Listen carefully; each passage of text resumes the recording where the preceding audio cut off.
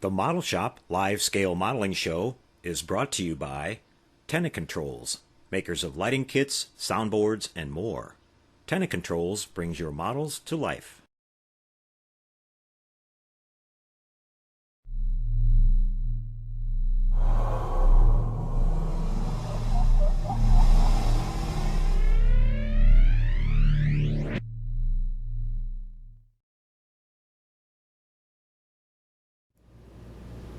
Well, hello there again, everybody. Boyd here with you, and welcome to episode 83 of the Model Shop. This is a rebroadcast. Unfortunately, when we broadcast live the other night, we had some thunderstorms in the area, and it severely disrupted my internet connection. We had a really choppy show, so we had a nice show in store for you guys tonight, so we wanted to rebroadcast so you don't miss anything. We're going to be off next weekend for the Memorial Day holiday here in the States, so it'll be a week before we come back with another new show. It'll be episode 84. But we've got a nice show in store for you guys tonight. We're going to take a look at some brand new model kits from a new company out there that's making some beautiful resin Star Trek model kits from a company called UGH Models. I got a nice email from Aaron over there who operates the company, and he wanted to send us a couple of kits so I could show them to you guys, and hopefully you guys will check them out and enjoy what you see, and you'll give those guys a little bit of business. I've had a quick look at the kits, and they're really, really nice. We're going to go on the bench here in just a minute and take a look at the kits and take them out of the box and show them to you. We've got a new slideshow tonight featuring our Modeler of the Month, Mr. Adam Corville. Adam goes by the handle Triskelion and Mr. Ataz over at our Sci-Fi Model Action Forum. And Adam's been doing a lot of building over the last couple of years, mostly sci-fi stuff. And I put together a nice gallery and slideshow of some of his builds, so you guys can enjoy that here in just a little bit. And then we've got the finale, the final segment of our Star Trek the Motion Picture interview with Jim Dow, Mark Stetson, Richard Taylor, and Paul Olson. And after we wrap that up, like I promised you guys, we're going to have a special behind the scenes showing some never before seen photographs of some of the miniatures that were used in Star Trek and some of the props that Mark Stetson had in his personal collection that he shared with me. And so it's something that no one else has ever seen before, so it'll be pretty exciting to take a look at that stuff. So we've got a nice little lineup for you guys. We're going to take a quick break here, come right back, and we'll be on the bench looking at the 3 little model kits we got in from UGH Models of the Star Trek resin kits. See you with that in just a couple seconds, everyone.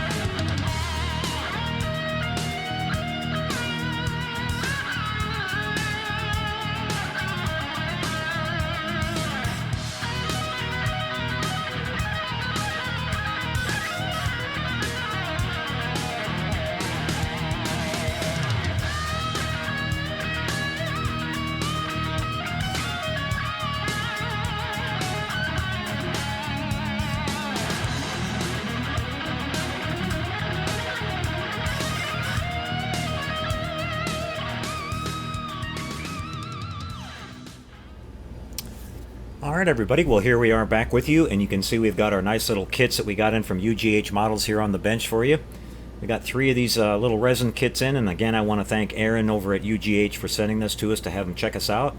This is really nice. I've taken a quick look at these when I got them in this week, and I'm really impressed with what I see. You can see here we have the 1/1000 scale Oberth class ship. A lot of you guys that are Star Trek fans will recognize this ship, which played the part of the USS Grissom in Star Trek 3. We'll take a look at this one here in a second. Then we've got what's called the Little Nell 2 warp test ship. These two kits here are from what Aaron told me they call the Trek Oberth, so I guess it's kind of an alternate universe type thing. I'm not really familiar with it, but they're really cool little designs. You can see here, really kind of neat looking paint job on the Little Nell here. It's got, I like that kind of checkerboard design there, kind of reminiscent of the old World War II aircraft, and that's pretty neat. And then this one we have here is called the Royal Light Cruiser.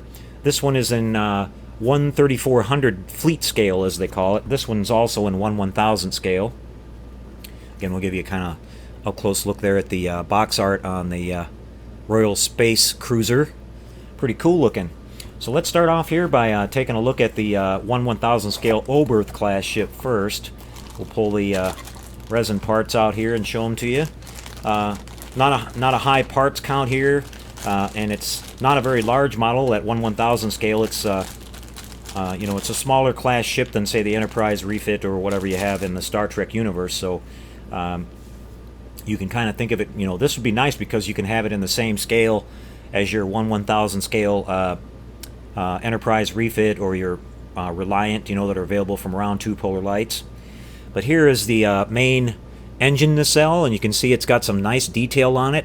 I'm really impressed with the mold of these parts. They're molded in this kind of light blue, but the resin castings here are really beautiful. There is not one single tiny pit in any of the parts, and you're not even going to have to do very much sanding at all. I mean, they basically look like they're almost ready to prime and you know, start painting them and putting it together. But some really crisp, fine detail on there. There's kind of some detail on the engine grill. My webcam here is not going to do this the best justice in the world, but it's really nice. Here we have the main saucer, and as I kind of tilt this around, hopefully you can see some of the detail there. There are some tiny little window ports molded into this too that are kind of, I'm having a hard time getting those to show up, but the detail on this is really nice. And again, perfect. I mean, I don't even think you'll have to sand this very much, and it's ready to go. Here we have two more. I think these are engine nacelles. Get this one up here for you. But in the grill area here, it's really crisp and everything. The lines won't have to be rescribed or anything like you have to do often on a lot of resin kits. There's some light panel details on these. And again, it's not showing up too well here, but they're really nice. Here we have kind of the spine area up on the top, and maybe if I tilt it just right, you can see some of the paneling detail that's going on there. Looks really good. We kind of have the top platform here. You can see some detailing there with some panel work, and on the other side we have the impulse crystals here, and they look really nice. And then I guess this is part of the impulse deck, the impulse engines. You can see that detail in there. And you also get a really nice display base with this. You have to come up with your own kind of little mounting rod, but I really like the Starfleet Command logo there. Really cool that they added that with it. We'll take a look at the instructions here. Pretty straightforward. There's only a few parts to put together, and there's some pictures of assembling the model. I really like how they've got full color photos of this, so you can get some paint reference details. You're just kind of going through here and they're showing you how to put the model together. Then they've got some decal placement here and a layout of the decals that are included with the kit, and I'll show you those in just a second. So it's a pretty straightforward build, but it's a really cool looking little design. I always kind of like the design of this ship. It's a science class vessel, so it's kind of unique. Now you've got your choice of the Oberth, which is NCC 602, Von Braun, which is NCC 1978, or Pegasus, which is NCC 53847. As you can see here, that's the decals that are included. Now, if you wanted to do the Grissom, you could probably get somebody like maybe Jerry at HTA Model Works, or maybe Jeff at JT Graphics, or somebody like that to print you up some Grissom, you know, the name Grissom, and then the correct numbers for the hull on the Grissom if you want to do the Grissom. I'd like to do the Grissom, but we'll see what we can do with this. But they give you the placement for the decal guide here after you've done all the assembly and the painting. Really nice full color pictures. And some more stuff included in the box here. It all comes really neatly packed in this nice little box. It had you know, styrofoam peanuts in there to protect everything. I pulled those out already, but they did a great job packing it too. You can see here that here's your decal sheet. It mentions that these are standard water slide decals, but they're not die cut, so you have to cut all these out. You know, cut them really close so you don't have excess decal film. And they are laser printed, so you don't have to worry about, you know, them crumbling or coming apart. You don't have to put a sealer coat on them, whether you decide to do that or not. Some people do it anyway, but nice little set of decals. And then here is some information about assembling the model and preparation. Basically what they're telling you here is, since these are resin parts, you want to make sure you clean them up really good before you start any painting. They recommend wiping down all the parts, or first washing them in some like warm water, you know, with dish detergent. Like I use Dawn on a lot of these parts, Dawn dishwashing liquid. And then you want to wipe down all the parts with some acetone. That's what they're recommending here to get them all cleaned up and prepped for paint. And of course they mention, you know, practice safety if you're doing any sanding, that you want to make sure you wear a respirator so you don't get any of that resin dust breathing in. That's some nasty stuff. Then they talk about the preparation of the decals. They've been printed on an Alps printer, so they're really crisp and clear. And you have to make sure you cut them really close so that they don't have excess film, like I talked about. So they give you all the information you need about, you know, building the model. So that's the 1/1000 scale Oberth. That's a beautiful little model, and I'm looking forward to building that one. These other two kits I think I'm going to send out to a couple of my friends who might enjoy building these. But definitely going to have some fun with the Oberth. Then we have next, we're going to pack this away so I don't lose anything real quick here, guys. Next we have the Little Nell 2 warp test ship, which is kind of neat. We'll go ahead and take a look at this one. Again, it's molded in the same kind of blue resin, and this one has 3 basic parts to it. I'll get those out for you. We have the forward section here, the backing, and then the I guess the tail half of the hull. But I'll try to get this up here and show this to you. Kind of hard to see, but this has some really beautiful paneling detailed into it, you know, both fine and small, really crisp. Like I said, the mold, I'm really impressed. These guys really know what they're doing with molding resin. I mean, this is just some beautiful stuff. It almost looks like it's 3D printed. Maybe it is 3D printed. I'm not sure, but it's really clean and really nice. You can see the nice detail there. You've got to add some wire here on the front. There's these little like antennas that stick up, and they don't include those in the kit, but I'm sure they probably talk about it in here in the instructions or something. But it's just beautiful. Here's the backing piece to that, which just kind of, it's got a index key here, and you just lock it into place, kind of like that. And they recommend using epoxy type glue to put this together, or you can just use regular CA glue, which works great on resin, which what I prefer to use. I've never had any of that CA ever come apart on resin. The only thing you want to be careful about is that it sets up pretty quick. So once you get something, you know, where you want to place something, you want to make sure it's in the right spot, because once it's dry, there's no getting it back apart again. You're going to wind up breaking the resin to try to get it apart. It bonds that well. Then here's the tail half of the ship, and again, you see that we have some really nice paneling detail on this. Again, this camera, too bad it doesn't show it a little bit better, but it looks absolutely beautiful. It's a super clean piece here, and this just kind of fits in. Same thing, it's got an index key here. And so this is basically what the ship looks like when it's all assembled. Whoop, want to make sure I hang on to it here. It's kind of slippery. Really nice. I mean, it's cool. It's a cool little design. When you put the little antenna probes on there, that'll look pretty neat. And it also comes with a display stand, which is a nice like United Federation of Planets logo there. Pretty cool. So here we have the instructions for this one, and there was a kind of a brief little synopsis here of what this ship is all about, and I'll read that to you. And here you can see some kind of blown up pictures of what it's supposed to look like, and there's the little antenna type probes there on the front. It's got kind of a two-tone paint job on it here on the bottom, yellow on the top, white on the bottom, almost like an airplane, like a World War II airplane. Then it's got that really cool checkerboard design there at the front. And you can see here that the back part's supposed to be painted with these red details here. I guess those are the engine outputs or something. The front part has a blacked out nose. It's a really cool looking little guy there. I really like this.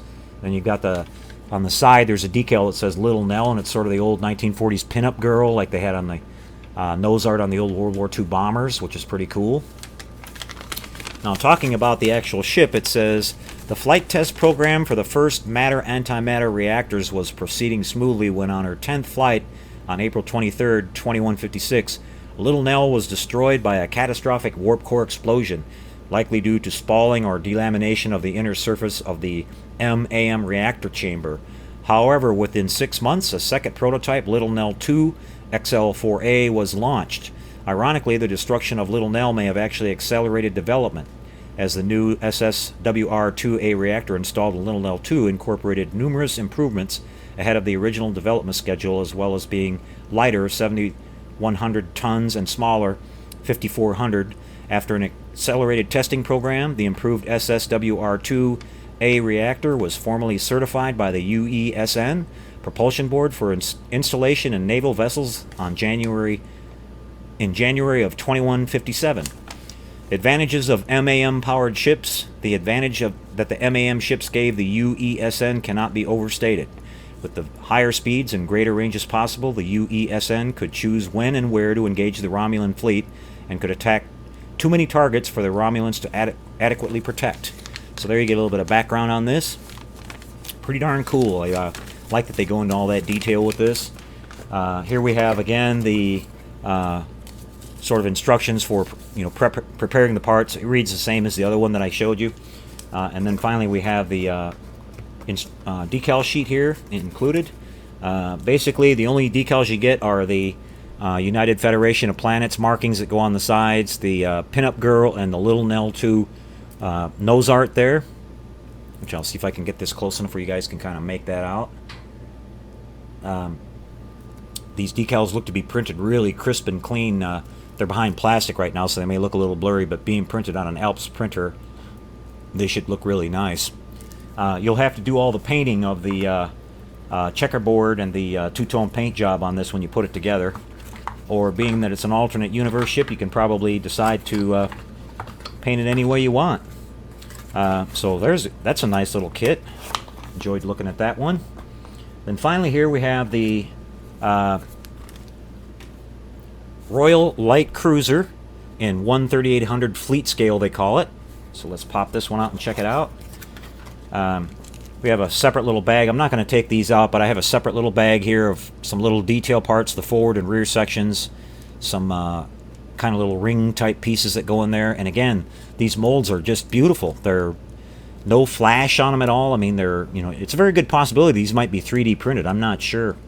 Maybe Aaron can answer that. I'll have to talk to him a little bit more about that over at UGH. But beautiful, beautiful parts. Here we have the main hull of the ship itself, just kind of one piece. And this is cool looking because it almost looks like a miniature battleship. You can see the surface detail on that, almost like the superstructure up on the top here. Some really nice, just kind of greelies and little details all over it, some paneling, and beautifully done. Not a single tiny little pit anywhere on this. So you kind of have this where the forward and rear end caps go on it and a couple little other pieces. Really easy to assemble. Down here in the bottom, it almost looks like these are bays or something, open bays for maybe launching ships and stuff like that. I'm not sure.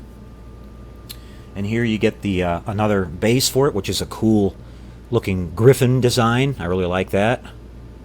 Beautifully done. And we'll show you the decal sheet. Really tiny. Basically, there are just a couple of names you can put on here. Whoops, I keep losing my grip here tonight. HMS Tenacious, HMS Dauntless, and HMS Gallant, and HMS Valorous, I guess that is. And then a whole bunch of really small just numbers there that you can make up different registry numbers, I guess. So that's pretty cool. Let's put these back in here so I don't lose anything, and we'll take a look at the instructions.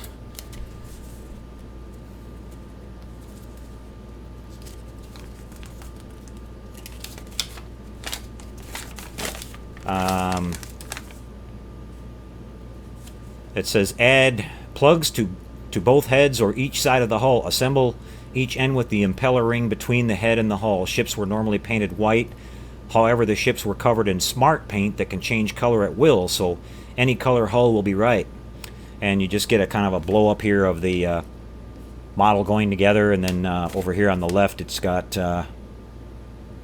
just a kind of a picture of the, a paint reference or kind of how it should look, and then a blow up picture of the parts that are included with the kit. So not much more than that. Really simple to put that one together, but pretty darn cool, guys. And again, thank you, Aaron, for sending this out to us, and I'll forward a couple of these on to my friends, and hopefully we'll get them to shoot a little video of these models being put together, and they can talk about the experiences they had working on them. And I'll do a build up here in a little while of the Oberth and put that up on the channel, and hope you guys get some traffic out of that. I'm really glad to see that we're getting some new Star Trek kits to play around with, and the quality on these is outstanding, guys. So you can go over to their website, www.ughmodels.com, and check out what they have there. They have quite a few other ships as well.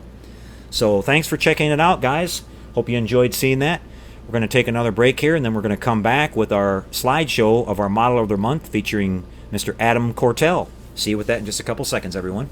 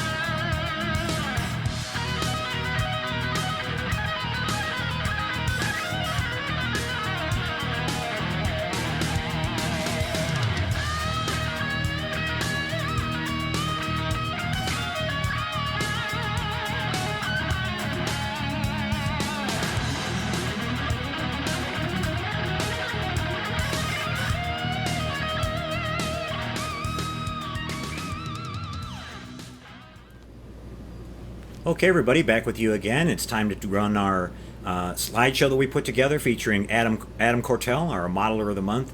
I want to say a big thank you to Adam for everything he's done over the years. Adam's been building quite a few sci-fi models, posting them over at the Sci-Fi Model Action forums and over at our Model Shop Google page. And Adam's a big contributor on the forums over at SFMA. Adam's always there answering questions and helping fellow modelers out with showing how he does some fantastic lighting work. You'll see here in the slideshow tonight, he's actually built several of the smaller kits, the 1/1000 scale Star Trek kits, and done some fantastic lighting on those. And he's always there in a friendly way to help out other modelers, and he doesn't try to hide anything. He tries to share all of his knowledge, and that's what being in a modeling community is all about. So let's run the slideshow for you guys. Enjoy that, and when we come back, we'll roll on from there to our final segment of the Star Trek The Motion Picture interview. So enjoy the slideshow. We'll see you right after that, everybody.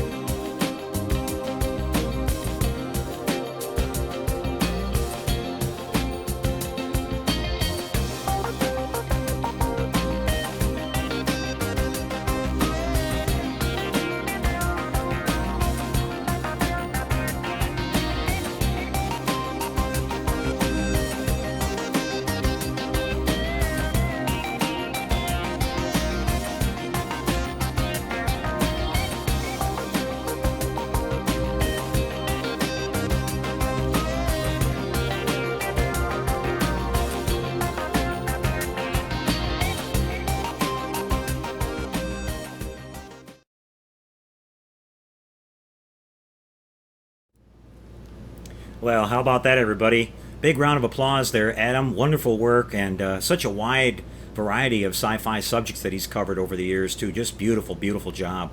It's really difficult to light those really small 1,000 scale kits, and Adam made them look just like the bigger 1/350 scale kits. And I just loved his 22-inch Eagle. I think it's the nicest one I've seen so far out of the builds that have been popping up. Just beautiful, beautiful job, Adam. I might have to commission you to build one for me. Love to have that in my collection. But anyways, guys, I hope you enjoyed that. We're going to take another quick break here, and when we come back, we're going to show you the final segment of our Star Trek The Motion Picture interview. Some really interesting stuff pops up there at the end.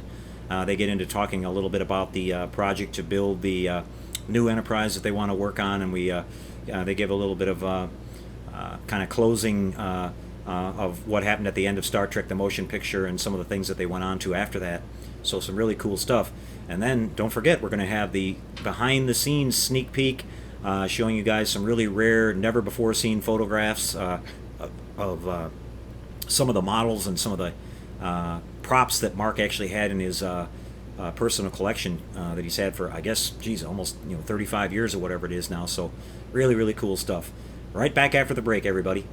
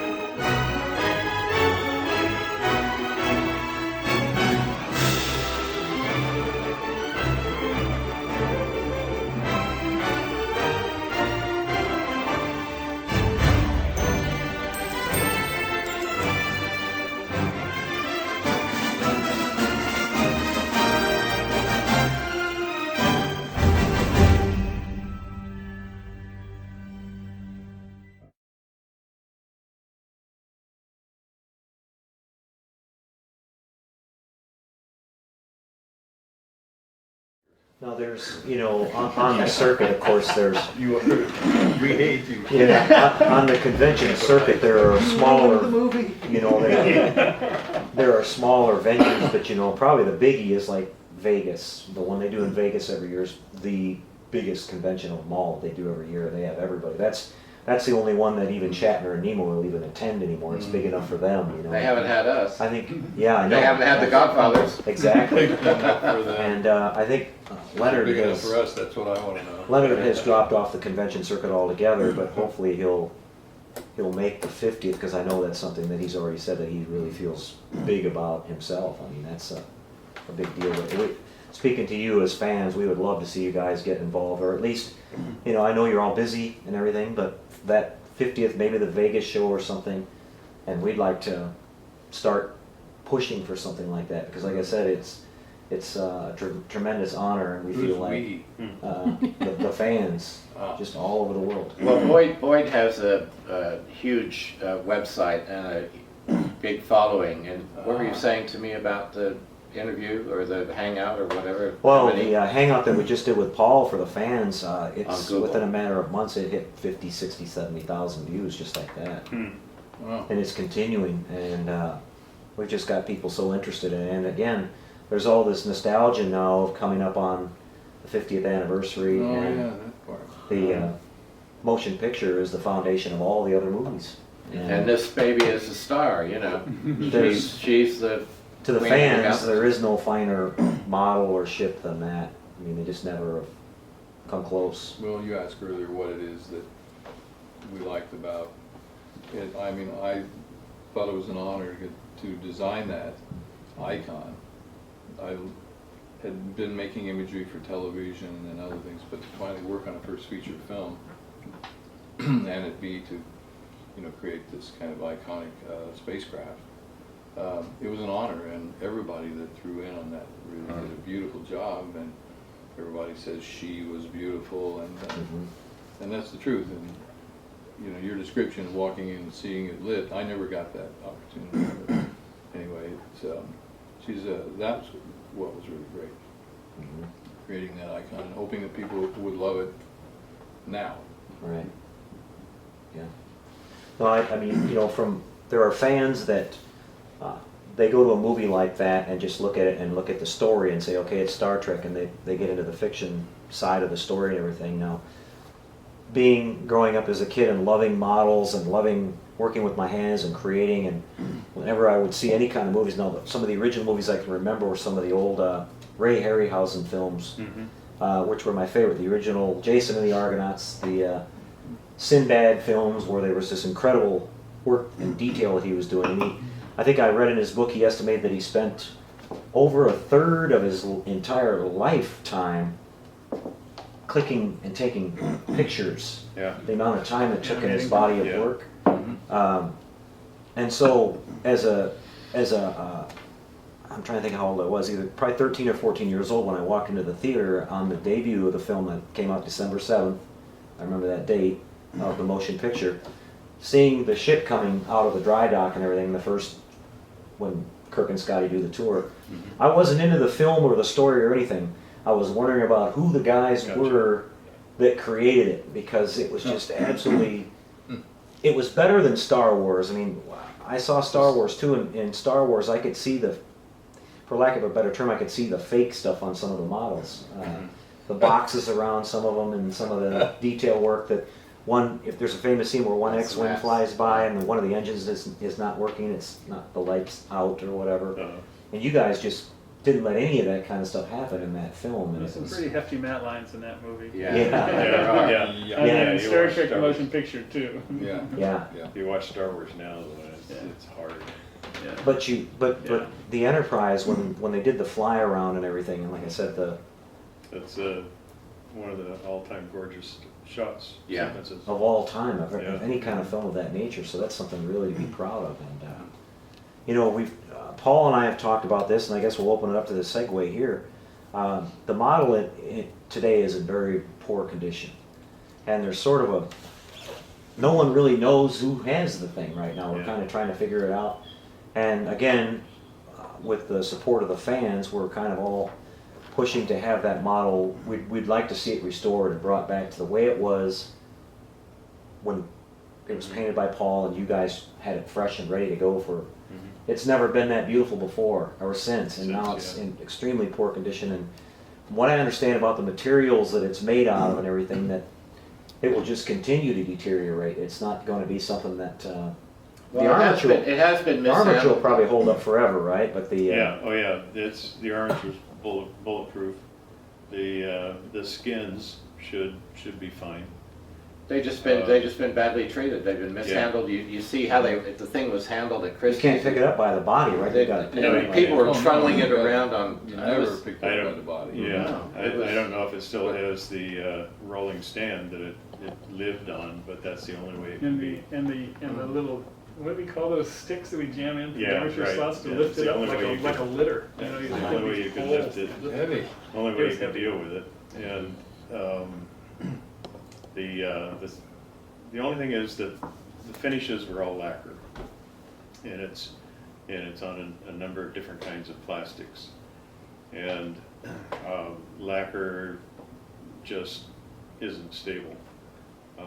As the plastic expands and contracts, the lacquer's going to crack, and so what needs to happen if it's going to be restored to its pristine beauty is that all the paint has to come off of it. Mhm. And it needs to be stripped. Mhm. You'd find a lot of sins if you did that. Pardon me? You'd find a lot of sins Oh, if you yeah, did that. yeah, but, You know, a lot of changes too. over the I years. guess That'd be yeah, really the- interesting. The to just question is, go down there by how there. much of what is there can remain there that was from the original? Not Well, much from the pictures I've the seen. collector, whoever's gonna say, no, I don't want yeah, to touch it, that's because the other thing. that's what it is, it's evolved to this. well, and it is the history, it's the patina that, you know, so that is a huge question, because by removing that patina, removing that finish, do you destroy the value of it? Because you're saying, this is a piece of art, and Yeah. this is what it is. I've this is discussed what that. it's evolved to. I've Yeah, discussed but that then- with Paul, and I've discussed it with a lot of the people out there that are kind of the feeling that, like, okay, like, and Paul kind of explained it in a certain way. If you had an old Duesenberg, which is one of the most valuable American It's vehicles. much more valuable if it's got a patina. Yeah, but if you have just any Joe Schmo restore the car, there's something different. But when you have, if you have the original, if you were going to commit to restoring, Right. if you had the original Duesenberg people that built the Right. car, That's available the to only, That's the a different restoration. thing. that's because the only way. That's they a have the different provenance. thing. So nobody, whoever owns it, and we'll get to that, but if we restore it, Well, you're the it'll only have people that could possibly the be value considered. will be horrendously increased, Mhm. and then if it's used in the film, even more so. I mean, it'll be a priceless object. But and I think as popular an American popular culture icon, or as important a World pop culture icon as Marilyn Monroe. Yeah. And if we restore it, that's a whole, because we have the provenance, and it'll have our fingerprints all over it figuratively, then that adds value. If anybody else was to touch it, that would just be a sin. Better to leave it as it is. Yeah, But being that we're still around and we want to restore it, then it should be restored by us. I see, well, why not just build a brand new one on the old armature? If that's what we're gonna do. See, You it know. has to do with how much of what's there you keep, because that's the value of it. If you're a collector, I didn't buy something to have it You, restored. it's all Problem is speculation without seeing the ship. Yeah. Yeah, exactly. Yeah, exactly. Exactly. You have to How much reserve. shrink back is there in the vacuum form parts? Yeah, Right. exactly. How much of the Really electrical restore circuits need to be replaced? Right. Probably all. it. Yes. Yeah, yeah. And up To be updated to where Upgraded, yeah. it would have to be updated to where you can't worry about only having it on for 5 minutes and stuff starts to Exactly. overheat and all No. that. Yeah, there's No, much it's more. You just modern go down to lighting. the armature and keep one little strip of it, like the Indy 500. Yeah. The brick. brickyard, Yeah. The Right. part that's in there that's sacred and Mhm. I'm sure there's a reasonable part of it though that's fine. You know, that can be touched up or whatever. But the Yeah. paint, probably we wouldn't use lacquer this time. I mean, No. paint has evolved. Oh, yeah. And the airbrush paints they have now for customizing cars and helmets and everything they're wonderful. They go Whole down new- beautifully. And Paint they is a whole new world. yeah. You know, I mentioned to Jim earlier on before we off camera that there's a gentleman out there that actually owns the dry dock and has completely restored it to brand new Have you pristine seen it? condition. They I'd love to see it. they cut it in half during the production of Next Generation because the Enterprise D model they were using was only a 4-footer, so this thing was cut in half. But luckily enough, they didn't throw away the other half, and they've reunited it and restored it. There's some beautiful videos and pictures of it all over the internet. Huh. It was a beautiful model. Yeah, and Yeah. the detail and everything, and they get up close and you look at those, the lighting fixtures that are in it, Yeah, and uh-huh. the graphics that are there that you would think, well, they even put the little numbers that mean all this stuff and everything on there. And you can't see that generally in the film, Right. it just passes by. I tell you about all those numbers and things. All those were our girlfriends' names, birth dates, our children, everybody Oh, now contributed to that. now you're Every single destroying the Star Trek guy's dream because they're thinking all this means everything, and it's got Well, it something that does. was, It does. It's all, Yeah. yeah. all of our children, Build their signatures. friends, But family. I love the work bee. That was a great little model. yeah. Yeah. But for the fans, if somehow, say for for the 50th anniversary of the film, that there could be a restoration done of the model, and the model reunited with that dry dock would be fabulous. Yeah, that would be. Sorry, we got off. It was a sidebar. I About, only heard the part of it. started with the work bee. Anyway, The now, Brolite story. The work bee was the genesis of the term Brolite, meaning dashboard lights lighting up somebody's Yeah. face. And remember, I put a black GI Joe doll in there Yeah. for the driver, and then Doug or Dave Stewart or somebody asked for some additional lighting on the thing. So we put this lighting, cut it open, put some lighting in the dashboard to light up the GI Joe. Yeah. And Dave Stewart looked at it and goes, The "Let's Brolite." get the Brolights on." It became like a term that we used for 15 years. There was some Yeah. great little Polaroids from Mark's own personal collection there that had some nice detailed pictures of the interior that I've never seen before. And sure enough, there's a G.I. Joe sitting in it. Yeah. We use G.I. Joe a lot. For a lot of things.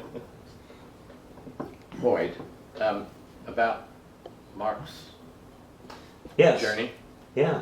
So Mark, would you care to explain a little bit and go on a little bit more detail about how your career continued after Star Trek, leading up to these Those babies. Well, I big guys mentioned- over here? I mentioned that that going down to ending up at Maxella really sort of became the turning point of my career, and under the wing at Maxella of Greg Jean, who was the chief model maker who had worked for Doug Trumbull after Jim did on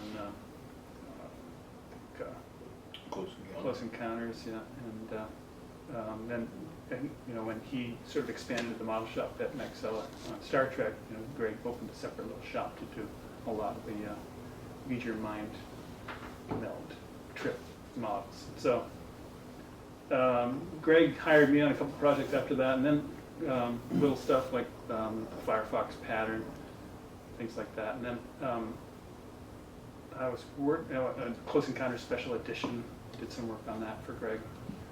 And then Greg got tied up on One from the Heart, which became much bigger and went much longer than he originally expected. When Doug called, Yeah, he was down the street. From, yeah, when Doug called Greg to set up the model shop on Blade Runner, Greg said he couldn't do it, but he recommended me, and that just, that movie really made my career. So I stayed with Doug and through Blade Runner and Brainstorm, and did on Brainstorm built more things which were mostly action props, not so many miniatures in that project, but all the laboratory machines were all built in my shop, and we just put out so much stuff for that movie. It was amazing, and a real sort of a life lesson to me about how much you put in emotionally into a project. And Natalie Wood died, and the whole movie changed, and it's all stuff that happens that's out of your control, and in this big giant collaboration that requires luck as much as skill and dedication. It's a tough project. But after that, Doug, moved into show scan. I stayed with him for some of those projects, and then sold the business to Richard Edlund, and it became Boss Film Corporation. I stayed through the first 5 years of Boss Film, and it just really sort of made my career in miniature effects. Then I had my own company in miniature effects for about 6 years after that, and just had a great run, did great projects. I had a great partner, Bob Spurlock, and Yeah, I did work with those guys. we did some commercials together. It was really fun. I remember that dance marathon one for tourists. That was so fun. We built these puppets, and Richard animated them himself on the stage. It was so fun puppeteering that stuff at the Hollywood Roosevelt Hotel location. Yeah. It was really fantastic. Go on, but you went on, did the Fifth Element, and Yeah, so when I left Boss Film to form Stetson Visual with Bob Spurlock, I felt like I was at a crossroads then, and I felt like I wasn't really quite ready to go into visual effects supervision, but I knew that's where I wanted to go. And Leslie and I had our first child, and we were trying to have a second, and I knew I could continue to make money in miniature effects at that time.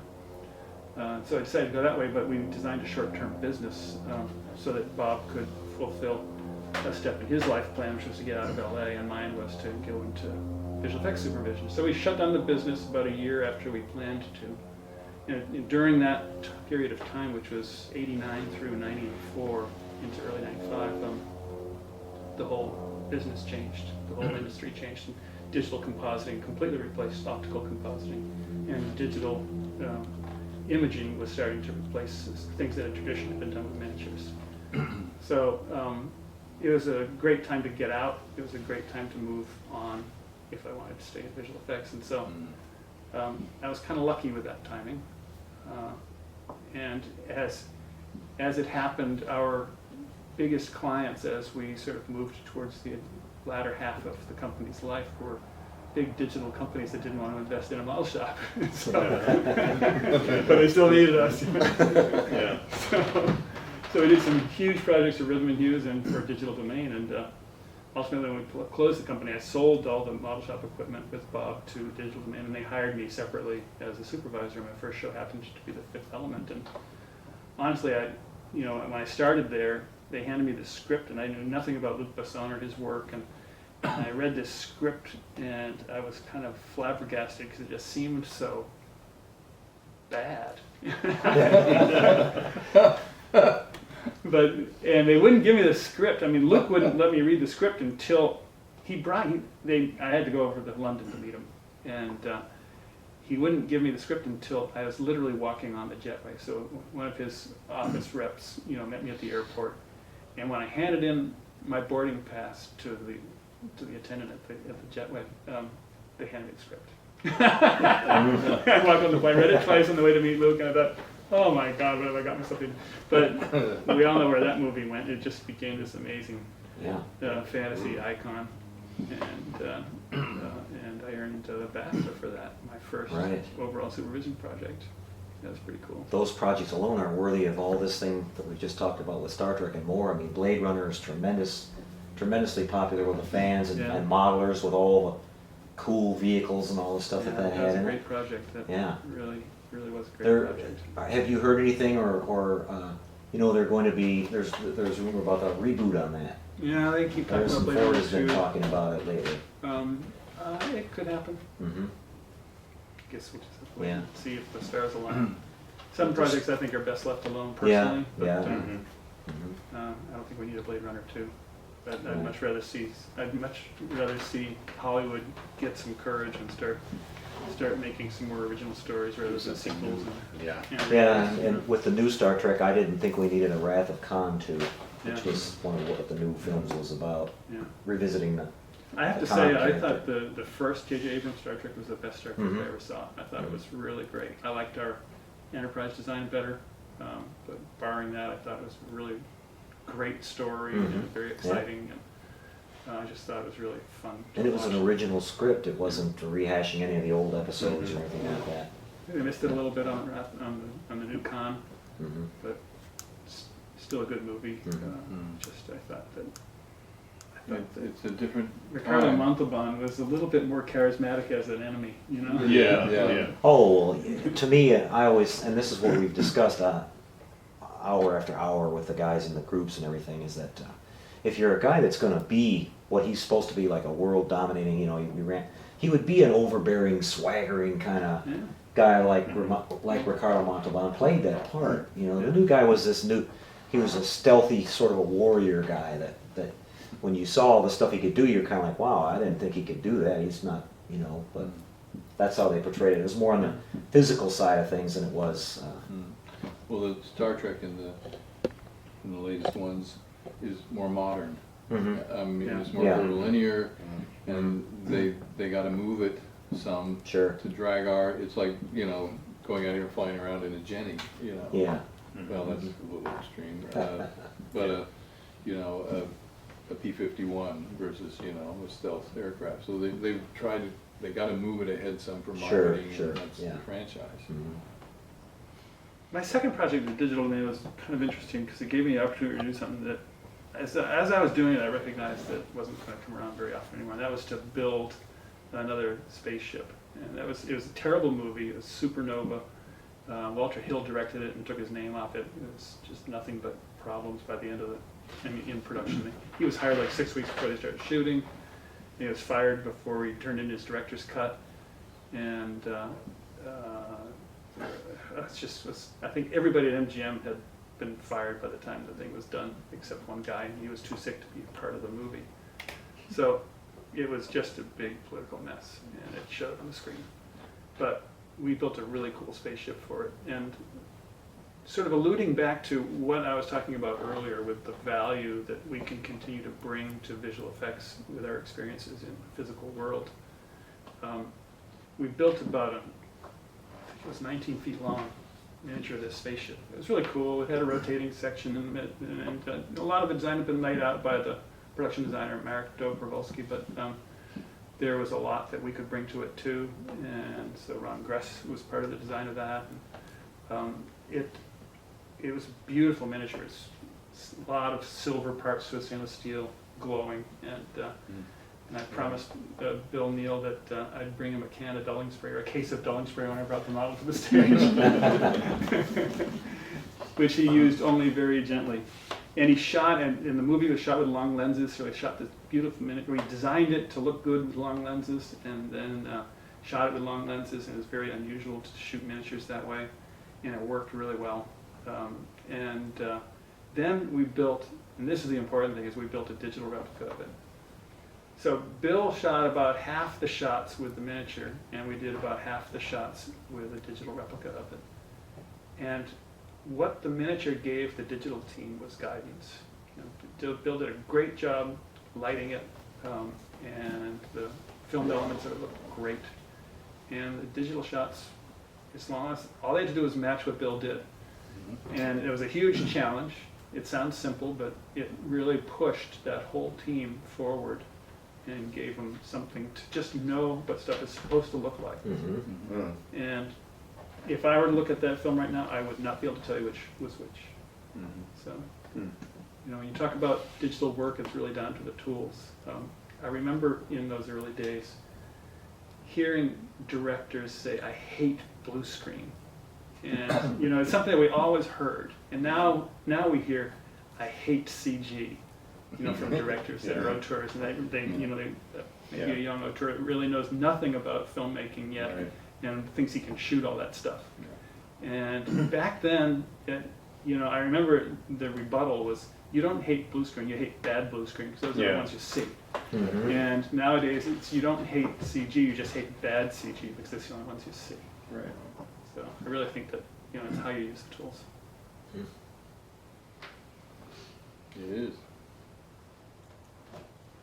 Well, it's been a wonderful conversation with you guys, and I really want to say on behalf of a lot of the fans out there and a lot of the modeling guys out there, that it's been a wonderful opportunity to sit down and talk to you guys. It's invaluable information. I hope it expands. I hope you guys do maybe consider doing something on the convention circuit or something like that. I think the interest is there. I think people would be thrilled to have you guys there and hear the stories. And I think it's tremendously important that the tools, I kind of compare, like, say, a blacksmith, the knowledge that he had and the skills and the things in the trade, that continues to be remembered and continues to be something that shows that, kind of like a little bit what we were talking about off camera, is that I think it's very important that people work with their hands and they create in a certain way, even though the digital is all important and everything, but the physical creation of art and things like that is still really important. And the work that you guys did on this film is going to help to preserve that for a long time, so we really appreciate that. It was a unique moment in time, and we were lucky to be there. Yeah, exactly. Yes. It was a magic moment. It was a magic moment. Is there anything anybody wants to add in closing this up? Where's the best bar?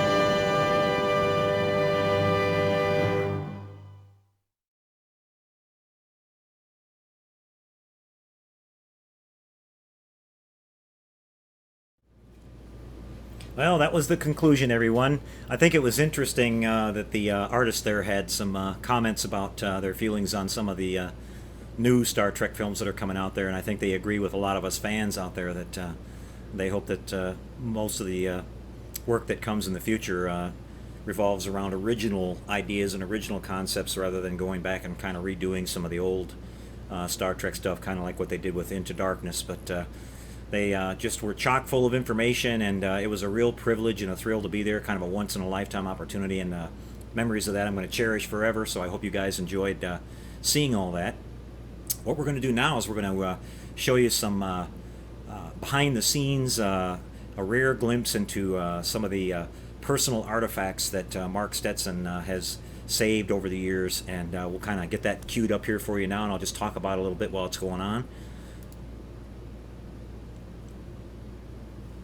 Up first here, you're going to see a really rare unpublished photo of the beautiful Starship Enterprise. This was taken by a special in-house photographer, like right after the models were first finished, is what I was told. And when they were in absolutely pristine condition, you can see it's just a beautiful shot. I really love the angle that they got on the ship there, and that was with the revised bridge and all that. And here's an unpublished photo of the travel pod, which I think is a beautiful model in itself, and you can see the level of detail that they put into this. Every single one of these models was just fantastic, and you can see some of the interior detail there with the lighting and everything. Just a beautiful model. And here's an up-close Polaroid shot that Mark Stetson took after they completed the detail on the docking ring that you see on the travel pod, which I don't think people have seen that before. Really, really interesting.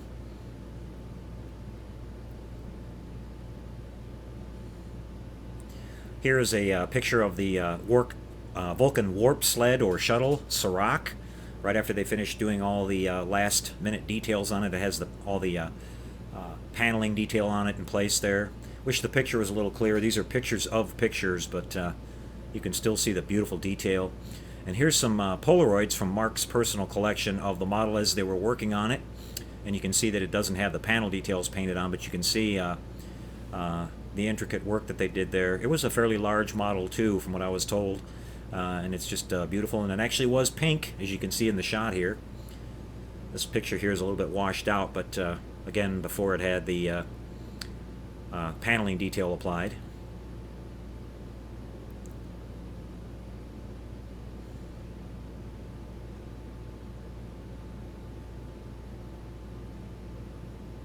And another angle. And the top section there was detachable. They used that in some shots later on. I believe they built it in scale with the 8-foot model, so they could use that upper half there to dock on the bridge at the moment in the film that Spock arrives on the ship. Up close shot of the kind of the thrusters and the rear engine detail on the model.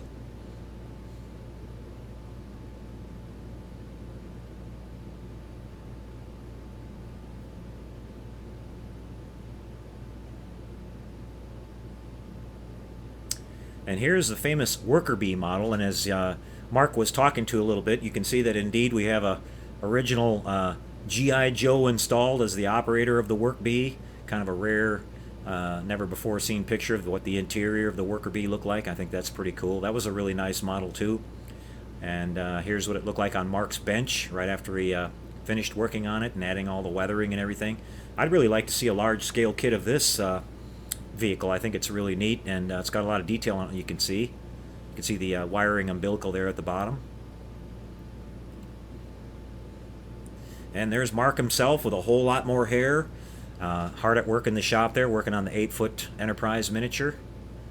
I think that's a really interesting picture. I'm not sure if he's doing some paint work there or what he's working on. You can see they've got it all wrapped up in saran wrap there, or maybe they're doing some painting on it.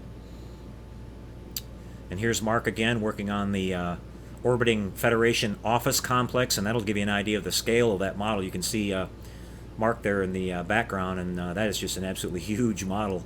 Wonder whatever happened to that. I'm not sure. I haven't heard anything about where that ended up. You can see the detail of the docking ring there. And the guys were always having a little bit of fun. This was a small scale version of the V'ger platform that they were monkeying around with. And you can see that they did kind of a little alien tribute. I thought that was kind of funny that Mark shared that picture with me. I'm not sure who's coming up out of the chest there. It's not the alien, it's something else. Probably kind of an inside joke they had back at the time. And here is the master mold of the Enterprise bridge. As they told you the story where the original wooden bridge was destroyed by the water leak, Mark had to work a 72-hour shift and cast up a new bridge, and he's kept the original acrylic master mold of that.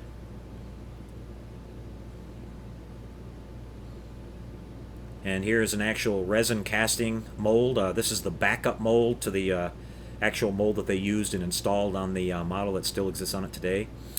And then here's Richard Taylor and Jim Dow and Mark Stetzing signing these plaques that I took with me to have signed. I'm really thrilled to have that. I've got that on display with my Enterprise refit model, and just kind of one-of-a-kind thing, and I was really pleased that those guys signed that. Mark actually had to go down to the drugstore and buy a couple of pens so they could sign them, and I really appreciate him doing that. It was what an amazing guy. And then to top the whole thing off, at the end of the night when I was getting ready to leave, Mark said he had to take a picture of me holding on to the Oscar there, and I was just, I think you can tell by the look on my face, I was totally blown away and thrilled. And let me tell you, that thing's really heavy. It's a lot heavier than you think. And so after that, we had a lot of fun traveling around in L.A. Paul took me on a grand tour. Paul's was a really gracious host. Here you can see we're on the lot at Paramount Studios where they shot most of the motion pictures. Paul sweet talked his way in and got us past the guard, and he's just an amazing guy and was able to pull that off. Now I wanted to share this shot with you guys because if you notice that big wall there in the background is actually part of one of the buildings. You can see a cloud pattern painted on that, and the parking lot there in front. That's actually the backdrop that we saw for the scene in Star Trek The Voyage Home when the Klingon ship is down in the water and they're all swimming in the water watching the whales. There was a huge water tank there, and that cloud background is what you saw for the backdrop. It still exists, but they put it back into a parking lot. Then we went downtown in L.A., Hollywood, for the Hollywood Walk of Fame, and I took some pictures of these stars that we saw on the Walk of Fame from the original cast of Star Trek. Got the whole crew there. Got Leonard Nimoy here. Nichelle Nichols.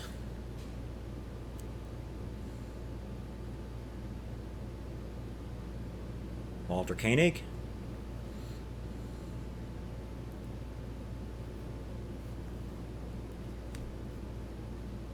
George Takei.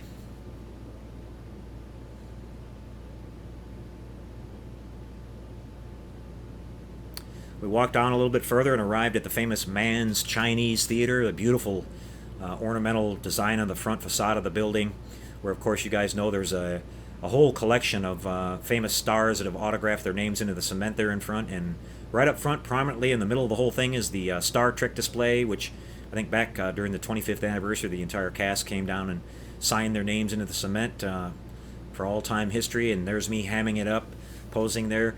Paul was just a real bulldog. We had a hard time getting enough people out of the way, and he just shooed everybody out of the way. And So I was able to get that shot there. So Paul was just an incredible host. I traveled around and saw most of Hollywood and LA thanks to Paul. Paul grew up around there and he knew the area, so I couldn't even pay to have a better tour. And before we wrapped the whole thing up, we drove down to the famous Muscle Beach, and Paul had me dip my feet in the Pacific Ocean, which I've never been in the ocean before. We have the Gulf of Mexico down here in Texas, and I've been in there, but that's not what I consider the actual real ocean. And he just kind of pointed towards the west and said, okay, the next stop, Hawaii. So yeah, but the water was really cold, but it was a beautiful beach, and it was a beautiful California sunset, just kind of a picture postcard setting, and I'll never forget that trip. It was an amazing experience. So I hope you guys enjoyed seeing that. There's some really rare stuff there that you definitely won't see anywhere else, and stuff I'm going to cherish forever. And as I said, if they actually are lucky enough to get their project going, we found out later that we did finally contact the owner of the original 8-foot model from the motion picture, and they kind of made the decision that they don't want to do any restoration work on it. So they're moving ahead now to build a brand new model, which I think Richard Taylor kind of pointed out there that during the video that it might be a better idea to do that anyway. And they want to build this one at 12 feet, which they can put even more detail in that. And I've been invited out there to help work on it if it actually takes place, and so we'll see. I'm pulling for these guys really hard. So anyways, guys, I really enjoyed sharing that with you. It was a lot of fun, and I'll be remembering it for a long time. That's a wrap for our show tonight, everybody.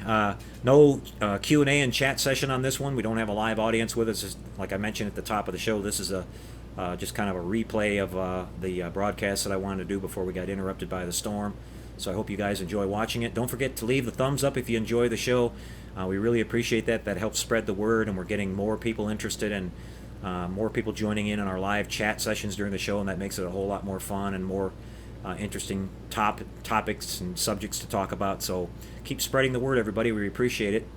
As I mentioned, we're going to be off next week because of the holiday, but we'll be back again with episode 84 after that. So until we do, take care out there. Take care out there, everybody. Happy modeling, and we'll see you then. Good night, everybody.